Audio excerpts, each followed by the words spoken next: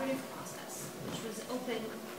This was the first time I ever really worked like this on my own, and for a lot of us, this was the first time we ever worked like this. This is Zoe, the lighting designer, Calarts, Zoe.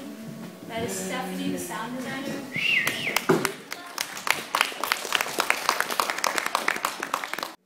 Well, the text score is very specific. It's actually one in a series of 4 text scores that I have that were specifically written for music. Landscape number 1, 2, 3, and 4. And they all play off of this theme of 30 minutes of silence. About 30 minutes of silence, which is kind of supposed to be a focus on your ears tuning to the environment. Because your ears tune to the environment just like your eyes tune to the environment. And afterwards there's a prompt of how to make a sound. This one went about 30 minutes of silence, use a stopwatch, after which you may play that which is transparent, but once was solid. And so, I mean, usually how I would do this is I would just get a bunch of performers together, people who play this sort of music, and we would sit down and I would give them the score. I would talk to them. If they had any questions, I would answer the questions and we would go in and do it. And I was interested in this project because theater seems so much more like I don't want to say like process oriented than music, but like when I showed it to Annie and Zoe, they wanted to sit down and like talk about what it meant and elaborate and go and do research and all this sort of stuff, and so see how that kind of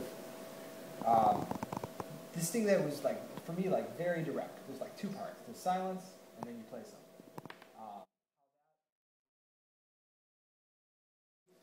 Conscious strategy, because inevitably when we as an audience look at a human being who is doing things, we instinctively, whatever the ambition of the artist, the performer or the director, the choreographer or whatever, we look at that person and say, what the heck are they doing? Why are they moving those? What are those? I can't quite see from up here. Are they making the Grand Tetons out of flour? Are they making a range of mountains? Those questions are almost inevitable to appear in our mind. How do you as an artist not abuse your audience, but as it were, maintain it on the level, in other words, keep control of it, so that your actor and the performance doesn't go down that, if you like, literal narrative route? Do you understand what I'm saying? I mean, were you aware at times that stories were beginning to develop? Yeah. I mean, she's making a garden, she's making the landscape, she's doing whatever, you know, those kinds of... I mean, my favorite one actually is when we did this, a very small version of this in Los Angeles, and everyone thought she was high.